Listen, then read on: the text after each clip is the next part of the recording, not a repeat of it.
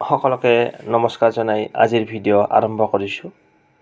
আজিৰ ভিডিঅ'ৰ বিষয়বস্তু হ'ল মীন ৰাশিৰ বাবে মাহেকীয়া ৰাশিফল এপ্ৰিল 2025, মানে 2025 চনৰ এপ্ৰিল মাহটোনো কেনেকুৱা হ'ব মীন ৰাশিৰ বাবে।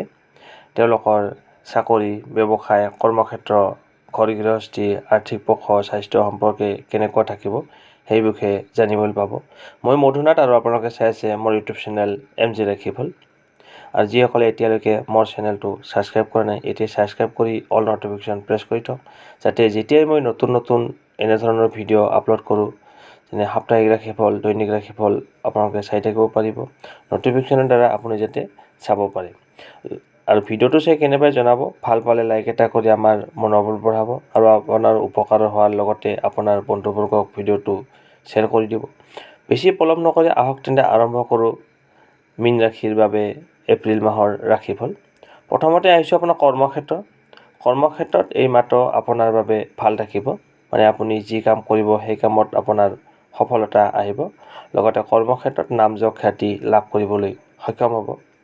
আপোনাৰ চাকৰিত আপোনাৰ লগত কাম কৰা সহকৰ্মীৰ সৈতে আপুনি ভাল আৰু সুন্দৰ আচৰণ কৰিব পাৰিব। আপুনি ইয়াৰ বাবে পুৰস্কাৰ প্ৰাপ্তি হ'ব আপোনাৰ।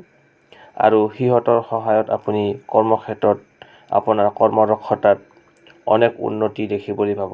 আপোনাৰ উন্নতি হ'ব আপোনাৰ সহকৰ্মীৰ কাৰণে।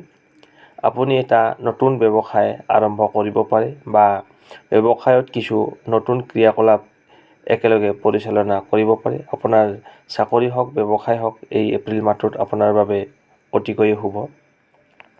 এতিয়া হৈছে আপোনাৰ পৰিয়াল, ঘৰ গৃহস্থীৰ ক্ষেত্ৰত এই মাহটো পাৰিবাৰিক জীৱনৰ বাবে উত্থান পতনত পূৰ্ণ হ'ব বুলি আশা কৰিব পাৰি।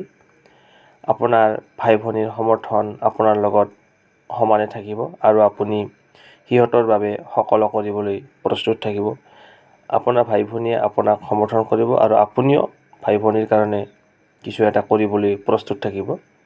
এতিয়া হৈছে আপোনাৰ আৰ্থিক ক্ষেত্ৰ, টকা পইচাৰ ক্ষেত্ৰত ক'বলৈ গ'লে এই মাহটো আপোনাৰ বাবে অনুকূল ফলাফল দিয়াৰ মাহ হিচাপে প্ৰমাণিত হ'ব। আপুনি এই মাহত এপ্ৰিল মাহত আপোনাৰ টকা পইচাৰ ক্ষেত্ৰত দিশৰ পৰা ভাল। আপোনাৰ টকা পইচা যথেষ্ট পৰিমাণে থাকিব। ব্যৱসায়ত আপোনাৰ আৰ্থিক লাভৰো সম্ভাৱনা থাকিব। 14 এপ্ৰিলৰ পৰা আপুনি আদালত সংক্ৰান্ত কামত সফলতা পাব আৰু আৰ্থিক লাভৰো সম্ভাৱনা থাকিব। 14 এপ্ৰিলৰ পৰা বিশেষকৈ বেছি সফলতা লাভ কৰিব।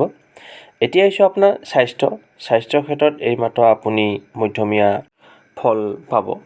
বিশেষকৈ আপুনি অকণমান স্বাস্থ্যজনিত কাৰণে আপুনি অকণমান সাৱধান থাকিব লাগিব। বিশেষকৈ চকুৰ সমস্যা, দাঁতৰ বিষ, মুখৰ সমস্যাবিলাক আপোনাক অকণমান অসুবিধা দিব পাৰে। গতিকে আপুনি সাৱধান থাকিব লাগিব স্বাস্থ্যৰ ক্ষেত্ৰত।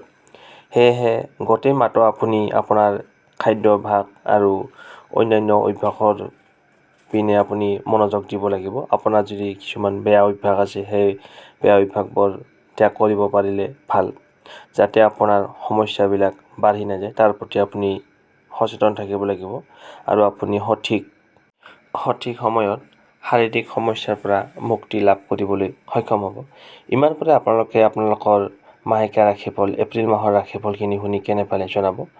ভাল পালে লাইক এটা কৰি আমাৰ মনোবল বঢ়াব। আপোনাৰ মাহটো শুভ হওক।